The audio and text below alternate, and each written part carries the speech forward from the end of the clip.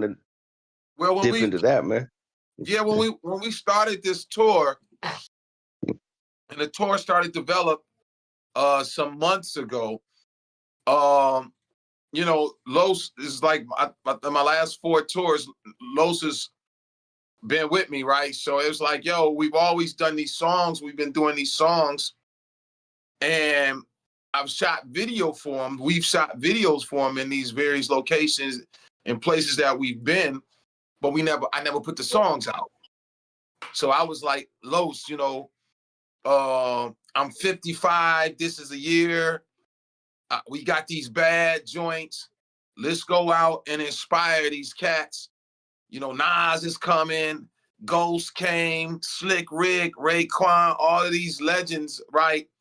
They came with this music, and you know, I've been really, you know, deep into my career in these past 5 years. As you know, I'm back in school right now. I got another year before I complete my doctoral degree. But you know, I've been on the administrative side of school and just really working hard. But I was like, this year I kind of just wanted to be a rapper again. I wanted to dive into my music, into my craft.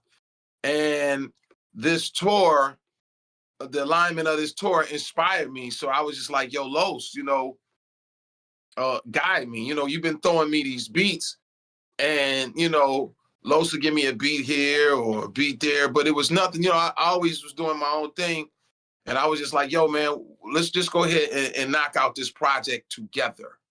So I'm used to working by myself, even with the various producers I've worked with. They might give me the beats, but I kind of produce the effort. You understand what I'm saying? And arranging and rapping what I wanted to rap. So the difference with Los is I was like, yo, Los, I want you to produce me, right? I want you to produce me. I want you to tell me what I need to rap on.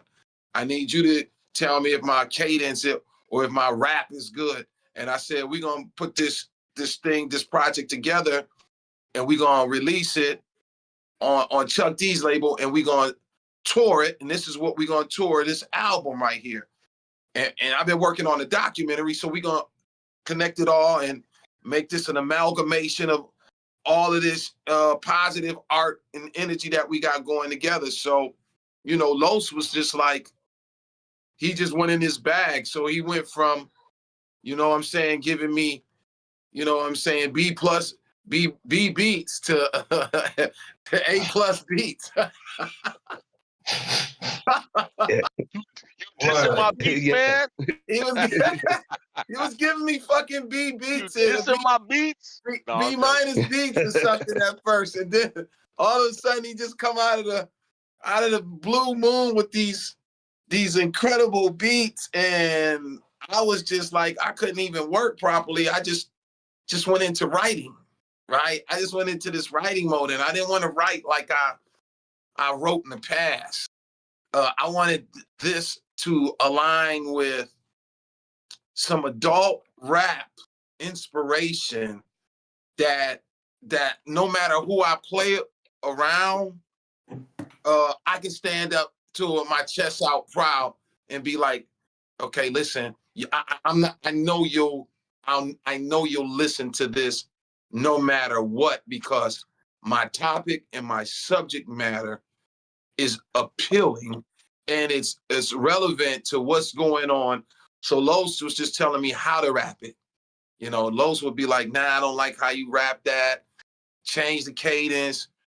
I know you always, this is not just Ant Live. You know, you're rapping for DJ Los as well. So this is how I need it to sound, and da. So Los was like, really, it was the most I've been ever produced in all my entire life. I was in the studio with Ced G and Chuck D and Ice-T and all of these legends and Ghostface and all of these guys, and nobody's ever told me how to rap before. And Los, That's good to have somebody that's on the team right there. They ain't just gonna like, you know, like, there's too many yes men sometimes in the studio. Like, I don't want to fall on my face, and everybody tells me, why didn't you tell me? You know, right? Well, this is Detroit, man. So I didn't want to sound, you know, this album. This was a Detroit album. You understand? So more than anybody, not even for the Ant Live fans, I wanted to rap for Detroit. You know, I wanted Detroit to respect me. So I figured, you know, Los is the most diplomatic Detroit emblem that we have because he's not a gatekeeper. He helps everybody. You know what I'm saying? A gatekeeper only helps a certain amount of people or this section. Los embraces everybody. So I was like, okay, well, I need to listen to Los. Well, I always have, but I was just like, as an MC, I need to listen to what he tell me to do. And that's what I did, y'all. Yeah. First of all, we go way back. Got to shout out his pops too. I got to shout out his pops too for real quick. You know, shout out to Carl Butch Balls too. So yeah, go ahead, man. Didn't cut you off. That's all good. That's all good. You know, I'm always plugging my dad. You know, so that's you beat me to the punch, Blatonio. I think salute, man. Salute. So me and Ant go way, way back. Like, you know, he didn't mention that earlier, but you know, we came together through Chaos and Maestro. Like Chaos brought Anthony to my house, and that's how I met him back in like 89. Yes. And that's how I got familiar with who he was and MF911 and, you know, Stead Rat and Maney, you know what I'm saying? And the whole, you know, like they were connected with Cool Keith and, you know, the Magnetic MCs and all of that. I'm like, oh man, okay. So that opened a whole nother avenue of hip hop for me. You know what I'm saying? Like I knew about Cool Keith and everybody, but I wasn't into them as much. And when I met Ant, it made me focus on them a little more. I'm like, okay, Cool Keith. Okay. All right, Ultra Mag. All right. Sad Rat. Okay. You know what I'm saying? So that's how we made the connection. With this particular project, I think Anthony hit me up and asked me to redo a track that he had already for a song with Razkaz that he had. And I'm already cool with Raz. You know, like I say it all the time. You know, that's my favorite MC. You know what I'm saying? So I'm already cool with him, and I've always been working with him over the last maybe 5 or 6 years or more. You know what I'm saying? I've been working, doing cuts. I remember when I was out there, you was telling me about that.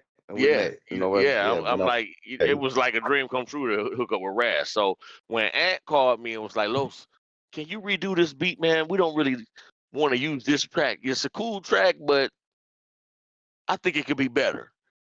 It's got Razkaz on it. I said, that's a no-brainer. Send me the acapellas. You know what I'm saying? So he sent me the acapellas, and I made a track around their vocals. You know what I'm saying? I made the beat. I was listening to the cadence, you know, because that's one of my gifts. My dad is a percussionist. I think I inherited that, you know what I'm saying, that rhythm.